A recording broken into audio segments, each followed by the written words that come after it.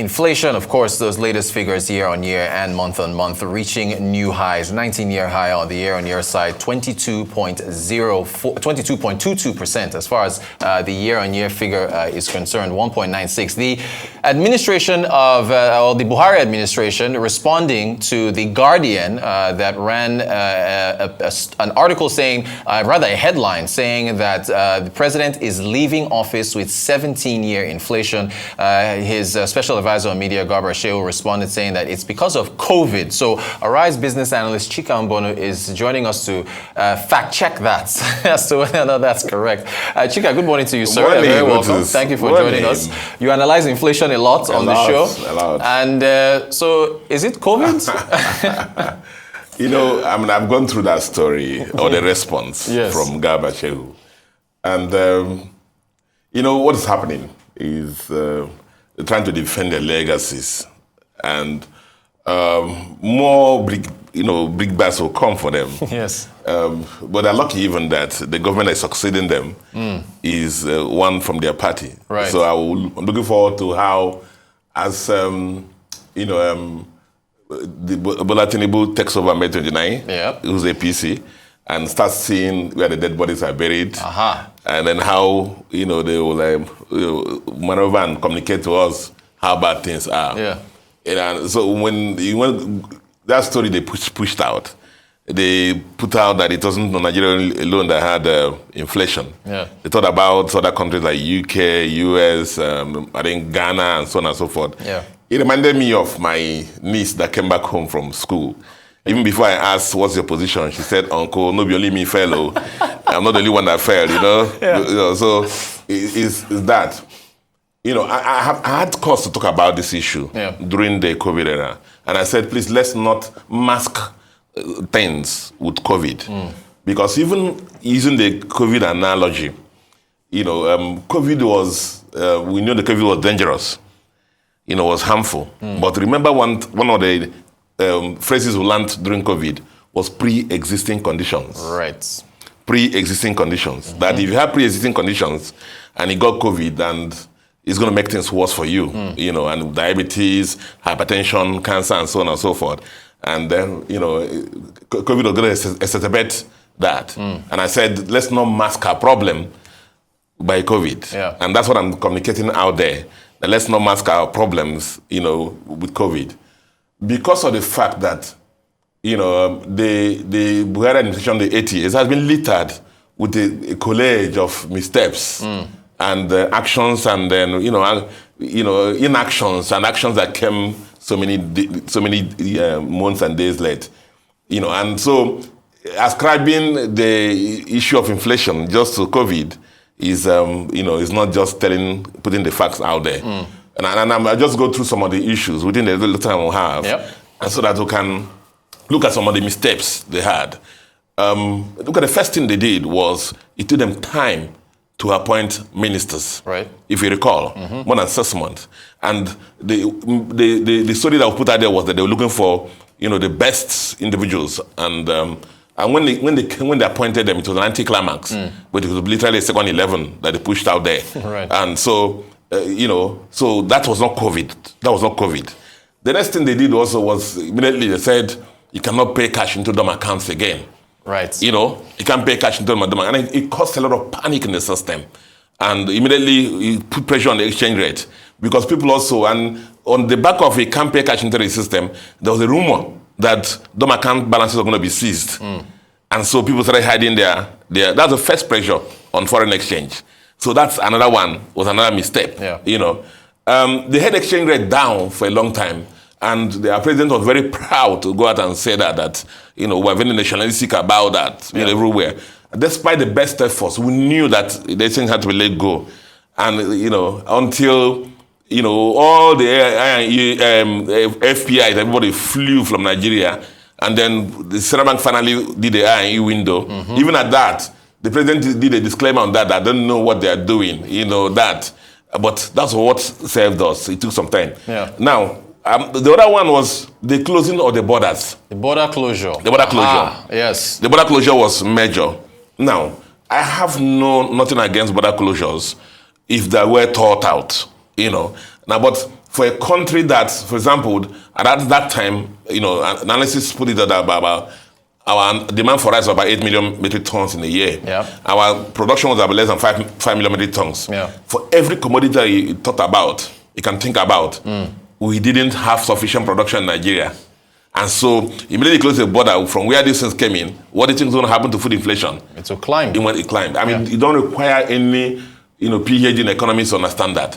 That was the beginning of the inflation. If you go through inflation history of Nigeria, that's how food inflation started climbing. 2019. Yeah, 2019. Yeah. Once the border closure happened. Yeah. And now, the issue was, again, is you can see the graph. The issue is that when the borders were opened, did we achieve the objectives? That's the question. The objectives were not achieved. Yeah, not achieved. Now, for me also, one of the the biggest misstep or inaction or late action was the fact they let our Commonwealth be assailed by a few brigandage people.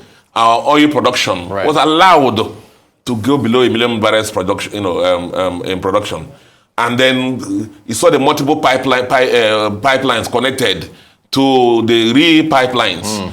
And so our open production was 1.8 million barrels per day. We were doing below 1 million barrels per day. And that happened. Everybody in the country, Chief of General Staff, everybody allowed that to happen.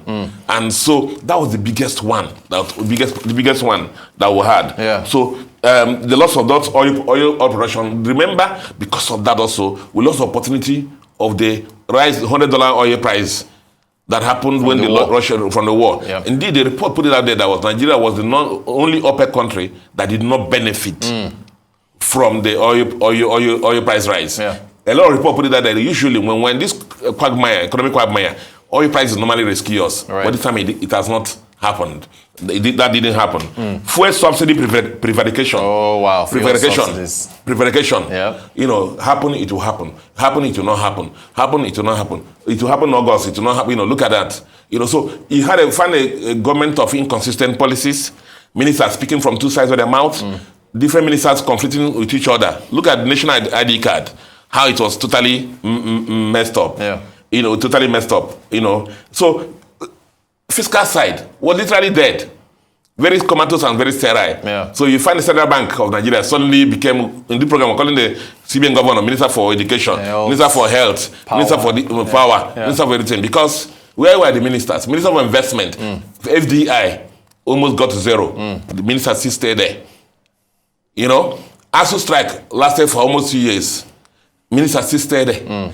Health workers went on strike. Minister still stayed there. Agricultural issues. So it's not COVID. Right. I do know that President Buhari wants, his appraiser to be very kind to him as he goes to Daura or heads to Niger Republic, as the case may be. Yeah. The noise level is too much. But as I said, he live in a broken country economically. Where high employment levels to the roof, poverty capital of the world, almost 30 million Nigerians living below poverty line, inflation to the roof. And so I pity Garba Shehu them. Because if you are the person looking after the baby and the baby died, even if it wasn't your fault, they will say the baby died when Rotus were looking after the baby. Yeah. So if you talk about 19-year highest inflation, it was during Buhari's tenure. Right. 2 recessions during Buhari's tenure.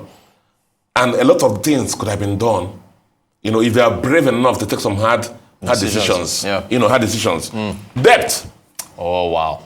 Debt. You've talked a lot about that. I talked about it on this program. Yes. Debt. From about 12 trillion they inherited, it was about 71 trillion they're living. Yeah. So it speaks for itself. It speaks for itself. Are you optimistic about the next administration, Chika? Do you think they can get it right? I believe, as I said in this program, there are sacrifices to be made. If I were advising these people, it's to come out and, after doing a current position assessment, a diagnostic of how bad things are, come and speak to the nation. These are the sacrifices to be made. We're going to cut off one breast, we're going to cut off one arm for you to live. We're going to do this. From the government side, these are sacrifices we're going to make. Right. I'll suspend my allowances. I'm going to suspend my private jet. I'm going to do this, just to make sure that I'm not going to buy new cars for the executive. all my medicals will be done, and so so that fellow Nigerians in that way, I demand of these sacrifices to you also. We're going to go through this period for the next 2 years to make sure that we'll get there. Yeah. Yeah. Let's even start with oil that we're still producing. Right. Why? Who are these people? Who are these pipes connected to the real pipes? Why? So let's take the hard decisions. Yeah. Let's take the hard decisions. Oil subsidy. Let's take. We were promised that refineries will be open, operative in the first quarter. Right. That hasn't happened. That hasn't happened. Yeah. Nobody's speaking. We were promised the Siemens power deal. That didn't happen either. That didn't happen either. Nobody's talking. Nobody's speaking. And so what some people are busy themselves is trying to do a law that will prevent doctors from leaving the country. And as if they are the people who train these doctors. That. Why pick on me? Why pick on me? But for the president to wish him well. Yeah. And he's come. He's run his race, and history will be kind to him. Yeah. And but I mean, it's not COVID that led to the inflation. There were pre-existing conditions before that the COVID made worse. Yeah. All right, business analyst Chika Mbonu. Chika, as always, thank you for the breakdown. Really appreciate your time.